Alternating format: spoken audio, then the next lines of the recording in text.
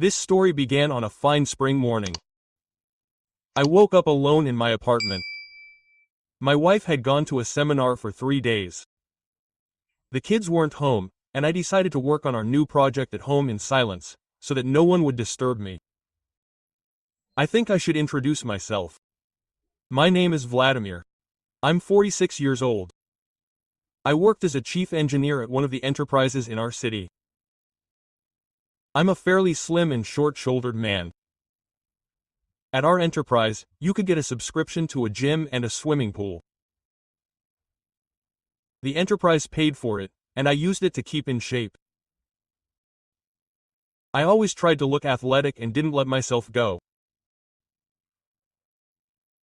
I didn't smoke and maintained a healthy lifestyle, didn't abuse alcohol, although sometimes I could treat myself to a good cognac or whiskey. The fact that my wife Olga was a doctor was a big help in this. She worked as a deputy chief physician at our hospital and made sure that everyone in our family ate right and stayed healthy. It was she who made me quit smoking a long time ago. Olga was my age, only she looked much younger, and this despite the hard work. Being a doctor in a hospital, I can tell you, is not an easy job. The shifts alone are worth it. But she coped. How she managed it, I was always surprised. Work, home, children, it's not easy. I think it's due to her strong character and high self-discipline. I think so. I was always surprised why she married me at all. Olga was a real beauty and she only got better with age. It's like old wine, with age it acquires a special aroma and taste. Imagine a slender, burning brunette with legs from her ears and an outstanding bust. A magnificent ass, to die for, only increased her attractiveness. But I always considered her face especially attractive.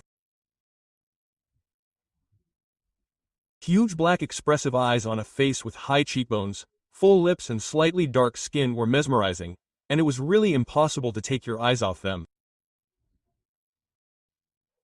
You could drown in them, just dissolve. So, you understand, a guy with an average appearance, like me, is enough. There was something to be surprised about. Many gentlemen ran after her, but she married me, and we had lived together for 25 years at that time. Olga gave me 3 children. The eldest, Mikhail, was already 24. He graduated from university and got a job as a programmer in a private company. He lived separately, although he was not yet married. He was in no hurry and wanted to get on his feet first, and then start his own family.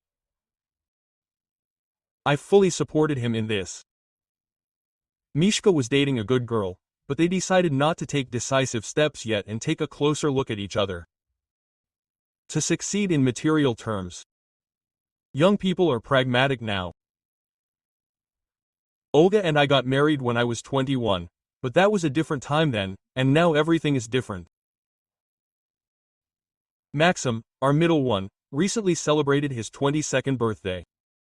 He decided to follow in his mother's footsteps and become a doctor.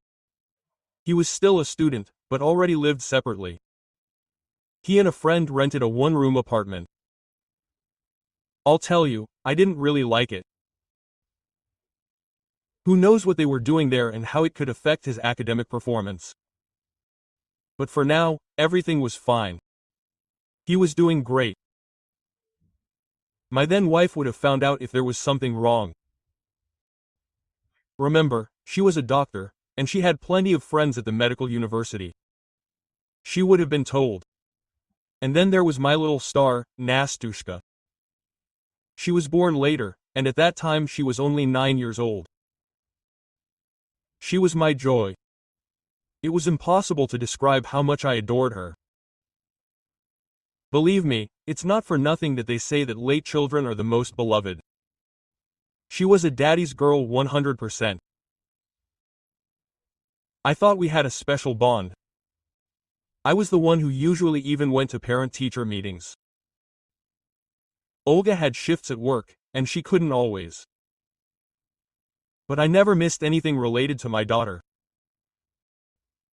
As I already said, that morning my wife was at a 3-day seminar, and Nastyuka was visiting my mother-in-law's grandmother. I must say that my mother-in-law was, as they say, a great guy. I had a great relationship with her, although, I admit, it wasn't always like that. At first, she didn't really recognize me, but she was a doctor with a lot of experience. Olga followed in her footsteps. But my parents were from the proletarian environment. But then everything came to its senses, and we became friends. I don't know how Olga and I would have coped with the children without her help. It just so happened, but our sons were born right after we got married. We were still students. Yes, those were tough times. Tough, but we made it. And the grandchildren's mother-in-law adored her. Never had to be persuaded to babysit them. That's how it was. That morning I woke up in a particularly good mood. The thing is, our company had been bought out by Moscow investors, and they had grandiose plans and financial opportunities for us. I had an interview with the new owners, and we got along. This promised a significant increase in my salary and fantastic bonuses. You understand, this could not but please. The Muscovites were supposed to send me a new project by email, which I was supposed to work on. I was eager to get started on my new job. I was the one trusted to work out all the details, and that made me happy. I quickly washed up and tidied myself up. I cooked my favorite breakfast, fried tomatoes with scrambled eggs. In general, my wife did the cooking, and she did it exclusively. In general, I considered myself lucky. In all 25 years of marriage, I never had any problems in the family. Olga was a devoted friend to me, a passionate lover, an exceptional housewife and a wonderful mother. What else does a man need? That's what I thought then. I had a quick breakfast, brewed a cup of freshly ground coffee and settled comfortably in a chair in front of the computer. Periodically glancing at the mail agent icon on the monitor, I stretched my whole body and began to think about how everything was going great. Judge for yourself. My career is developing wonderfully, I have great children and a wonderful wife. Oh, I almost forgot. The head doctor of the hospital where Olga worked recently married a well-connected lady for the second time and was leaving for a promotion in Moscow. My wife was supposed to be appointed in his place. She claimed that the issue was settled. That's it. I was in a great mood. Probably, this is always the case before everything goes to hell. Hell, I didn't even have any premonition. And in vain. And then I saw an icon blinking in the lower right corner of the monitor, notifying me that I had received an email. I eagerly opened my mail. There was a letter, but not the one I was expecting. The addressee was designated as a good friend. And again, no premonitions. I had doubts about opening it. The last thing I needed was to catch some kind of virus. But then I opened it. I think it was the hand of fate. And there, dear Vladimir Sergeyevich, your good friend is writing to you. Believe me, this is really so. I hesitated for a long time to write to you. I thought it was none of my business, but I know that you are a great person, a loving husband and a caring father. And the way your wife treats you simply insults me. Yes, that's right. I know that you think your wife is at a seminar right now. But in reality, she is having a good time with her old lover at the Fisher Estate Resort. Yes, an old lover. I have attached a photo to this letter, and you will easily recognize him. He is familiar to you. I might not want to upset you, but the way they treat you with disrespect is truly offensive. They didn't even bother to have separate rooms for the sake of decency and live like husband and wife. You don't deserve this. You'll see for yourself when you open the photo. I sincerely apologize for this terrible news. Don't judge the messenger for this.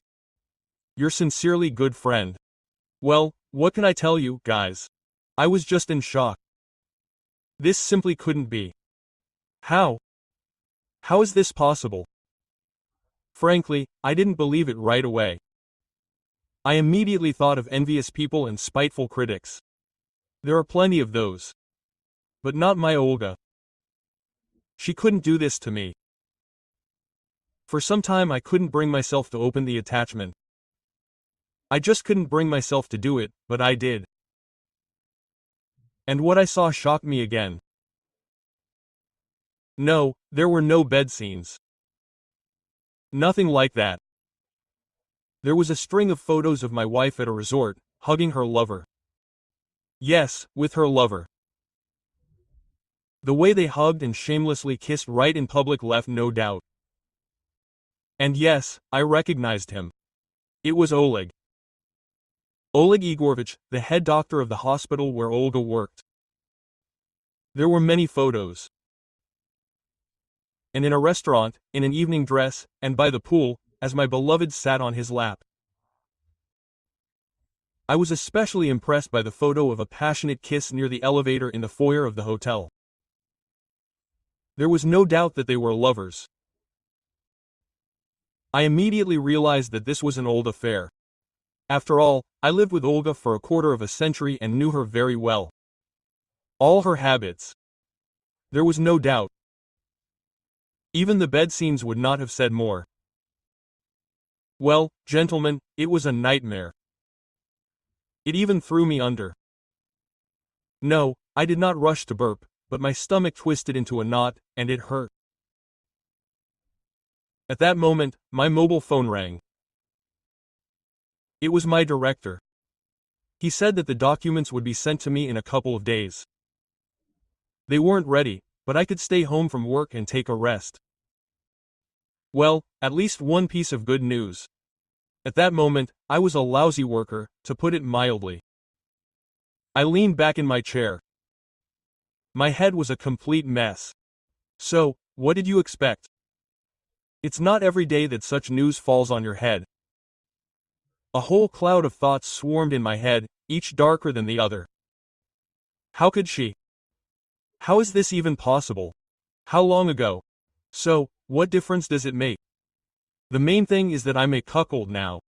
And how long ago was no longer important. What was important was that she betrayed me. The one with whom I lived for a quarter of a century. The one who bore me 3 children. The one with whom I wanted to grow old and die. That was important. The very fact of betrayal, which I could not understand, was how I had not noticed anything during all that time. So, how could I notice, Theo? At home, she was an exemplary wife. Home all weekend with the family. Never stayed late at work. Except for duty or some other emergency. Yeah. So it turns out she did it at work. Okay, where else? They worked together. At that moment, I had an irresistible desire to drink, otherwise I could just go crazy. I took a bottle of aged single malt whiskey from the bar. I held it for a long time, waiting for a significant reason. Yes, now there was a reason. Of course. I poured a decent dose into a glass and drank it in one gulp. Closed my eyes and tried to calm down. Gradually, relief came. I tried to put my thoughts in order. So what now? What to do? My sons are grown up, but what about my daughter? What about her? How did she do this to me? And why? Everything seemed fine. And then there you go. And somehow she looked me in the eyes all this time. But did she ever love me? How can you love and betray the one you love? How? I didn't understand. I remembered how it all began. I met Olga soon after I returned from the army. I was dating my first love then. Her name was Natalia. Oh yeah. I thought she was the love of my life then, but what happened happened. I didn't want to remember it, but we broke up. It was hard. That's when I got together with Olga. She was Natalia's classmate. How did I get together? She put me back together after the collapse of my first love. I was a wreck. And it was Olga who put me back together. I was very grateful to her. I don't know why she bothered with me. Suffice it to say that she was the most beautiful girl in the department, and what attracted her to me is a mystery. I think she loved me then after all. Otherwise, why? Why bother with me? I didn't even notice how we got married. They say that from pity to love there is only one step. Maybe that's true? Yes. I wasn't even 21 yet, and I was already married. A year later, Teddy Bear was born and life began to spin. It was Olga who made me study to be an engineer. Yes, she did. And she taught me herself. True, I went to the correspondence department. I also needed to work. Family, child. Then, 2 years later, Maxim was born, and we decided to stop. What was so hard about it? If it weren't for the help of our parents, I don't know how we would have coped, but we coped and lived in harmony. I remembered an episode. Teddy Bear was still 4 years old, but Olga got a job. She needed to gain experience after university, and she needed money. My mother-in-law, a saintly person, helped a lot. Unfortunately, my parents passed away early as a result of an accident. They both died of carbon monoxide poisoning in the bathhouse at our dacha. Such an absurd death. So my mother-in-law and I often left our boys. After work, I went to pick up my wife at work, but they said that she had received a call from the emergency room of the hospital, and she immediately rushed there. There were no mobile phones back then, and I couldn't call her and find out what had happened. I rushed there. I remember that I almost went crazy. What if something happened to the kids? When I ran into the emergency room, I immediately saw Olga near the information desk. She was trying to prove something to the attendant, waving her arms vigorously. My mother-in-law was standing to the side next to her sister. It was she who saw me and pointed me out to my wife. When Olga saw me, her eyes bulged so much that I was even scared for her. She rushed to me and began kissing me furiously, saying with tears in her eyes, "Darling, dear, beloved." Then she tore herself away from me. "Idiot, how could you? I hate you." Then she started kissing me again. I stood there in shock, not understanding what was going on. In the end, it turned out that after a terrible car accident, they brought in a man with the same last name, and with the same name. Only the patronymics were different. That's where the confusion came from. There was a doctor at that hospital who knew my wife. He decided that the victim was probably her husband, since he didn't know my patronymic, and he called Olga. Even after everything became clear, Olga didn't let me go for a long time, clinging to me and crying. I can only say that Olga didn't leave my side that evening, clinging to my hand. My mother-in-law decided to keep our sons at her place for the night and let us be alone. It was an unforgettable night. It was after this event that my relationship with my mother-in-law finally improved. No, I think that Olga loved me after all. Then when did she fall out of love? What happened? There must be a reason. I generously poured myself another whiskey and thought. Mishka was in the 3rd grade at the time, and Maxik was in the 1st. You understand, we needed more money. No, we managed, but we didn't have any extra. And a new fur pavilion opened in our central shopping center. There was a choice there for every taste. What wasn't there? I saw that my dear wife was simply pining over a gorgeous mouton fur coat. And for good reason. It was magnificent. Olga somehow couldn't resist and tried it on. Well, what can I say? This fur coat was made for my beloved, but she never even hinted at it. Never hinted at it. But I saw it. So I decided to quietly save up. I took odd jobs, part-time jobs, and saved up by March 8. Then Mishka and I planned a cunning plan. On March 7th, we decided to lure Mom to the shopping center. Maxik was left with his mother-in-law, and under the pretext of buying a teddy bear or something for school, they dragged Olga along and, accidentally went into the fur pavilion. My son and I started pestering my wife with a request to try on the fur coat she adored so much. At first she refused, but then she agreed. She wanted it herself.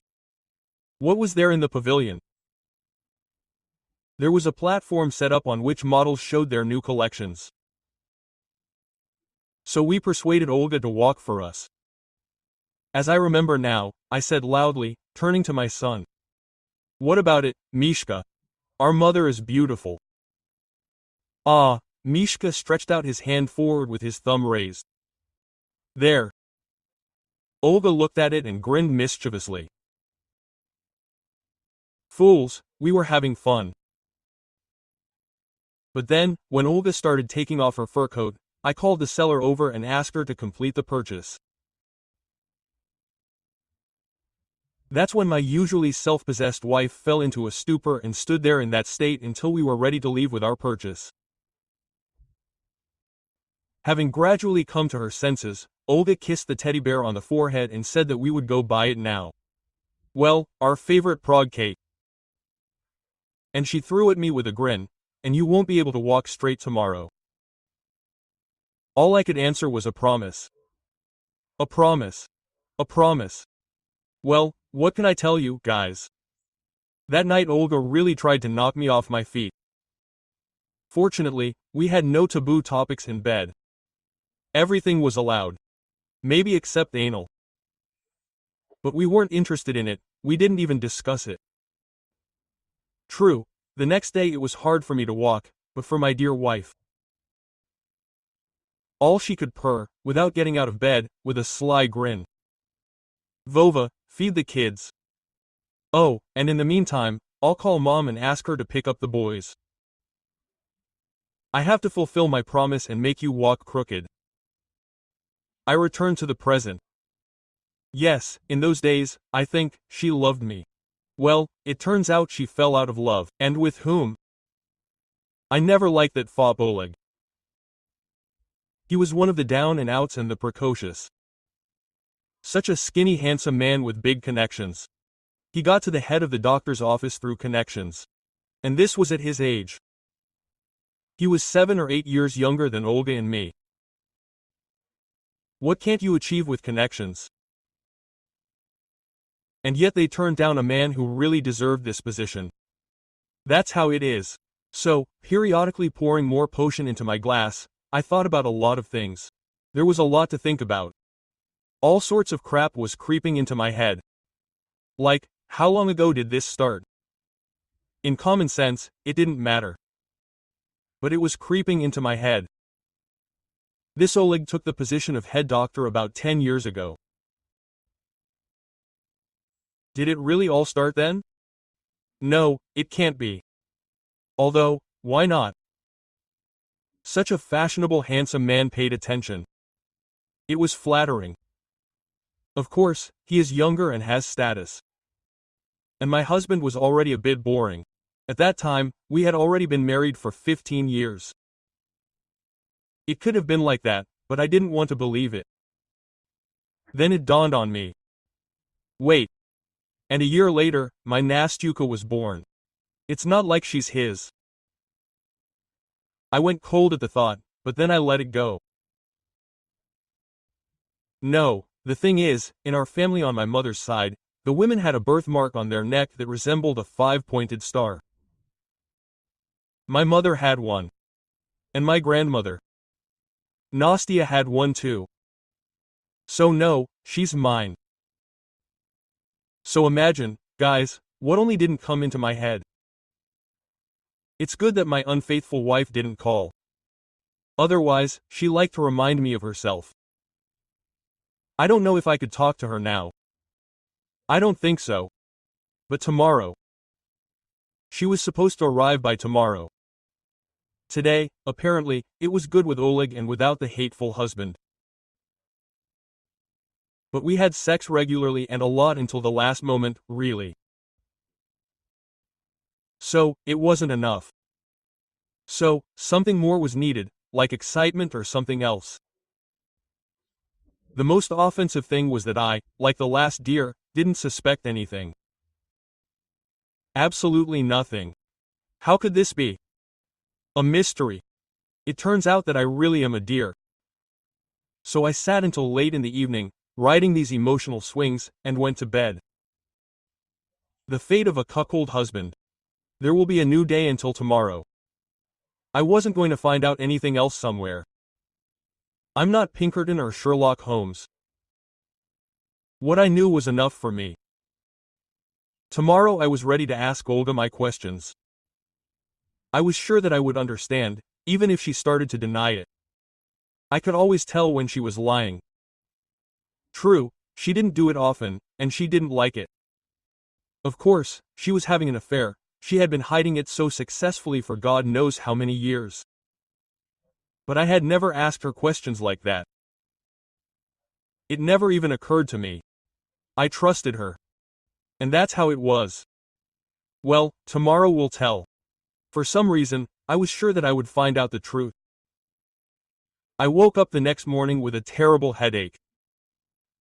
As I already said, I'm not a drunkard, and yesterday I managed to drink a whole liter of whiskey. And yesterday's events didn't make my condition any better.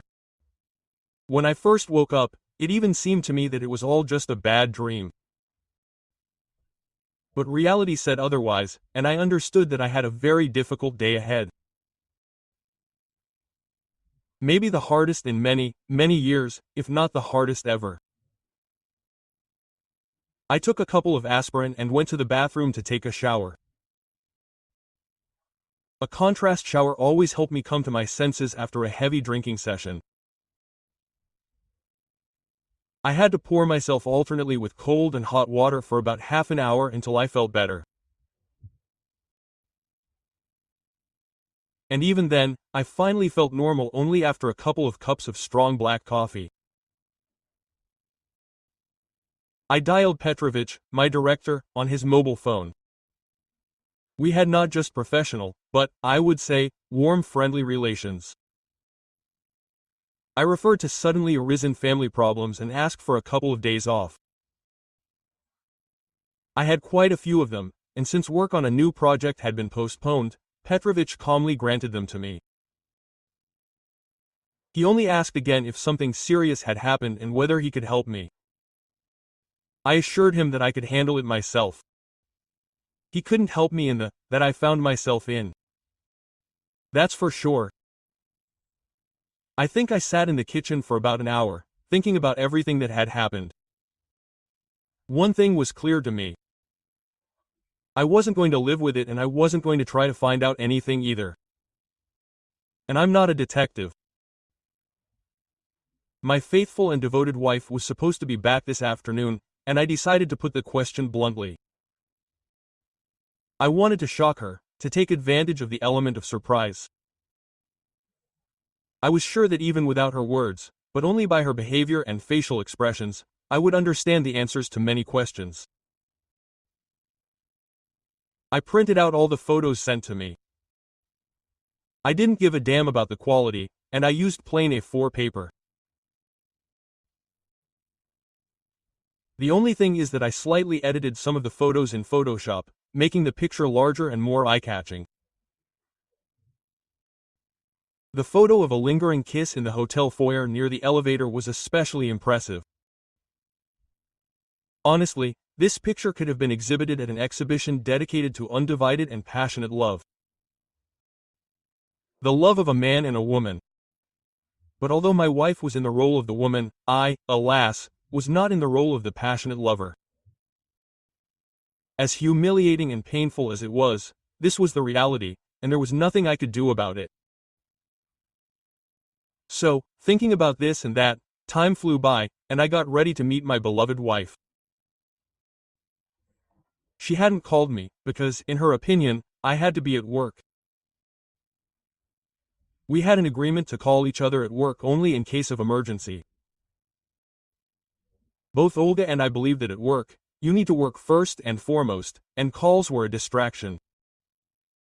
I settled into a chair in our living room, preparing an envelope with a stack of photos. Oddly enough, I felt quite calm. I knew that all emotions had to be shoved away. All I wanted was the truth. I deserved it. Of course, I didn't want all this crap. Believe me, but what could I change now?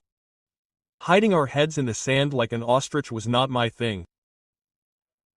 I couldn't just go on living with all this, as if nothing had happened. There was only one way out for me, to find out everything face to face. That was the only way. Somewhere around 4 in the evening I heard the key turning in the front door lock. My wife had arrived. Now I don't know. Probably, at least for now. My wife, guys, I won't lie. I felt a heaviness in my lower stomach. Damn, I rarely read short stories. Well, before going to bed. I mean, I read about indigestion as a reaction to betrayal. I read it and always laughed. But we always find it funny when it happens to someone, yeah. Only now it wasn't happening to some John or Jack. No, it was happening to me, my beloved, to someone to whom such a thing could never happen. And there you go. Olga undressed in the hallway and dragged her suitcase into our bedroom to unload her things. Passing by the living room where I was sitting, she gasped. Oh, Volodka, why are you home? Something happened? Are you sick? I simply remained silent and did not react in any way. Olga entered the living room and tried to kiss me, as she always did. I extended my hand and silently pointed to the chair opposite me. Vova, what's wrong with you? Don't you want to kiss your wife? What's going on?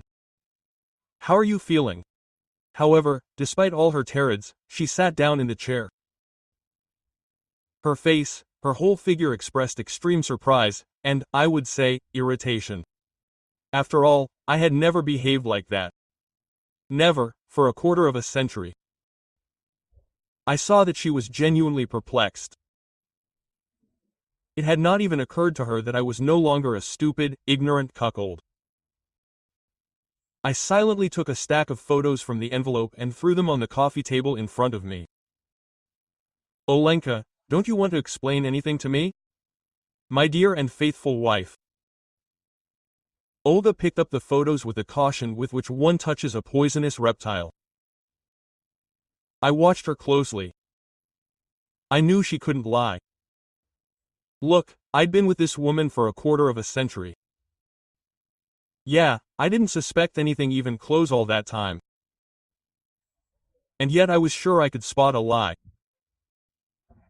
Well, call me a cocky idiot. But I was sure.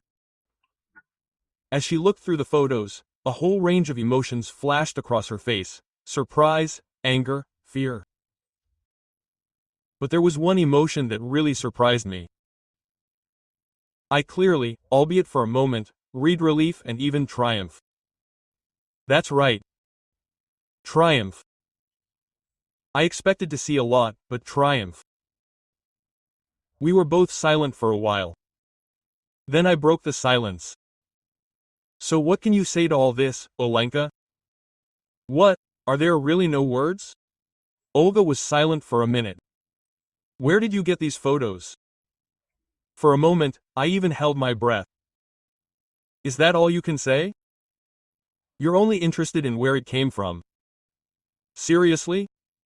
And you don't want to explain anything, my faithful and loving wife? Only where from? Olga hugged herself and rocked back and forth. Then she leaned back in her chair and, looking me in the eyes, said, "Darling," I interrupted her right there. Just please, don't do all this, darling, dear, beloved. Don't. Especially the only one. I pointed to the photos scattered across the coffee table. Just not the only one. Okay. She swallowed hard. Okay, Volodya, I won't lie to you. And you know that I don't know how to do it. I'll tell you everything. Just please don't interrupt. Okay. Then I'll answer all your questions. Everything. Now I lean back in my chair. Okay, I'm listening. I can't promise not to interrupt. Sorry, sirs. Given the circumstances, this should be understandable. She made a pitiful face. Vova, please. I said it in a more severe tone. You are in no position to dictate your terms to me. Agreed? Olga lowered her head and began her story.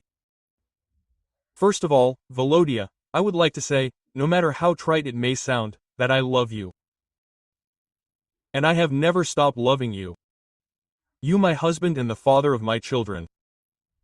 I know you don't believe me now. I understand that, but it's true. Why did I do this to you? I think it's just stress. You know how hard my job is. Blood, dirt, human suffering. Can you imagine what it's like to be in all of this for a day or more? Can you imagine? Of course not. How can you imagine that? It wasn't an affair, do you think? At least not on my part. It was a way to relieve stress. That's how it happened the first time. I was on duty, and Oleg was there too. They brought in a pregnant woman and a 3-year-old child after a car accident. Olga took a breath for a minute and continued. I won't tell you the details, but we weren't able to save anyone. No one? We tried, Volodya, but nothing worked, you understand? Nothing.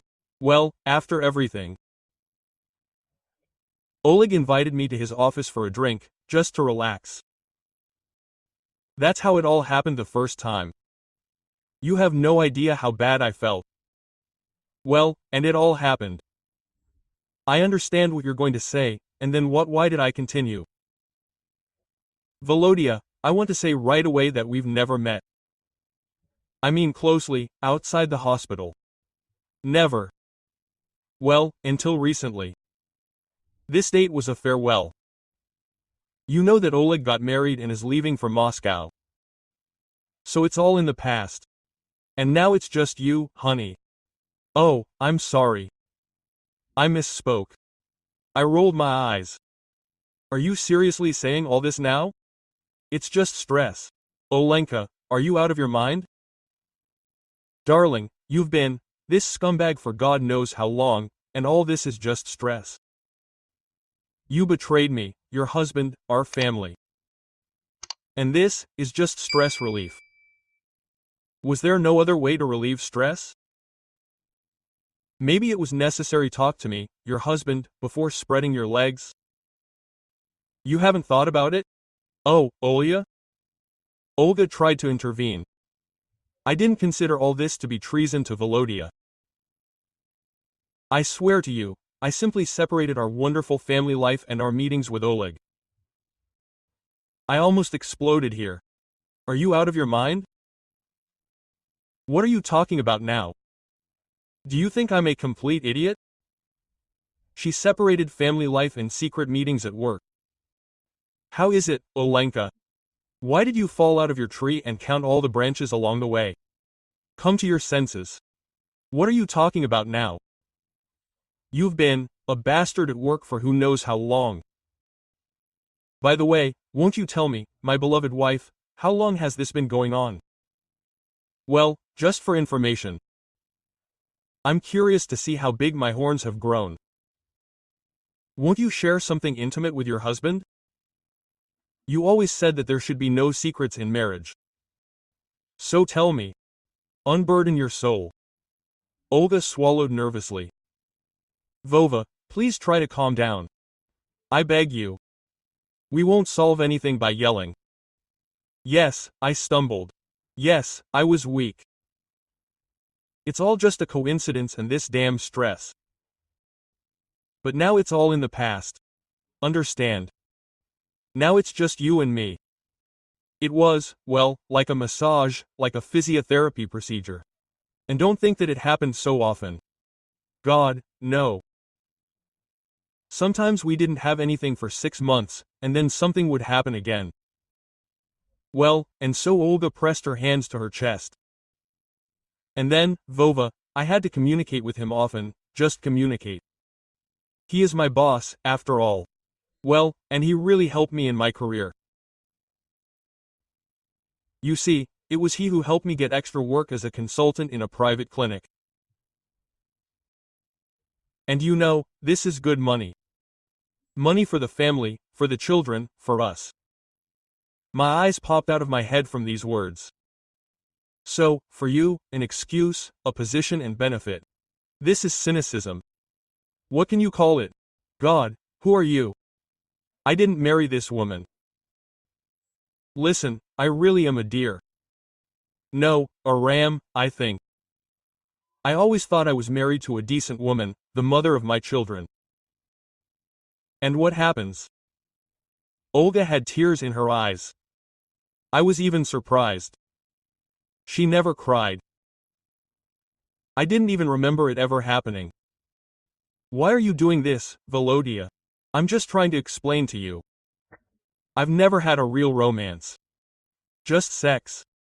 And even then, not that often. There were no feelings, no relationships, no love. I've always loved only you. I loved and love you. And I was never going to leave you. We are a family, and you're starting to insult me. Have I been a bad wife all these years? I don't remember you ever complaining. Wasn't it hot in bed for us? Either I was a bad mother, or I didn't take good care of my family, or of you in particular. Tell me, please. I took a few deep breaths. Damn, this was all really hard. I pulled out that very photo, the one with the passionate kiss, and shoved it under her nose. You're the one saying there were no feelings. What do you think that is? That this isn't a feeling? But I see passion here. I see love here. Isn't this a feeling?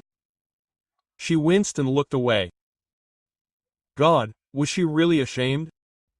At least she hadn't lost her shame. Volodka, what are you saying? This is just a game. Just saying goodbye, understand? We were parting after so many years of work forever. But if you want, this is gratitude for all the good he did for me. After all, I'll soon be taking the position of head doctor. And this is largely his merit. You know how we do things. No one cares about qualifications and conscientious work. Only connections matter. That's all it is. And with you, we have love. With you, we have a family and children. Volodya, I ask you, don't do something stupid. Don't destroy all the good things that you and I have created. Yes, our sons have already grown up. And Nastenka, our daughter, your favorite, how will she survive all this? Well, you understand, I beg you. No, I implore you, just don't make any hasty decisions. Just calm down first.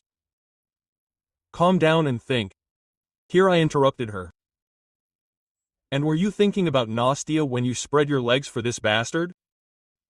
Maybe you were thinking about me? About our family. Oh, I forgot. You separated this novel of yours from our family life. Well, of course, then everything is fine. I took a breath. Here's what I'll tell you, darling. Are you delirious? Listen, maybe you have a split personality? What is it? Bipolar personality disorder. Olga tried to object, and then it dawned on me that she still hadn't answered my question about when it has begun. Listen, you still haven't answered me. How long has this been going on? And don't you dare lie to me. Olga sighed. Vova, why do you need this? The main thing is that it's all in the past. Everything is over. And only we are left. We will cope. I'm sure. We just need to step over this and never look back. I looked at her intently. How long? My dear wife looked down and mumbled something. What are you muttering about? I'm asking you again. And what I heard shocked me. It was like a blow to the back of my head with the butt of an axe. About 6 months after Oleg came to us, I sat in a daze. 10 years of lies, 10 years of betrayal. At that moment, I understood only one thing. The life that I considered happy collapsed in an instant. You can find the continuation of this story at the link in the description and in the pinned comment.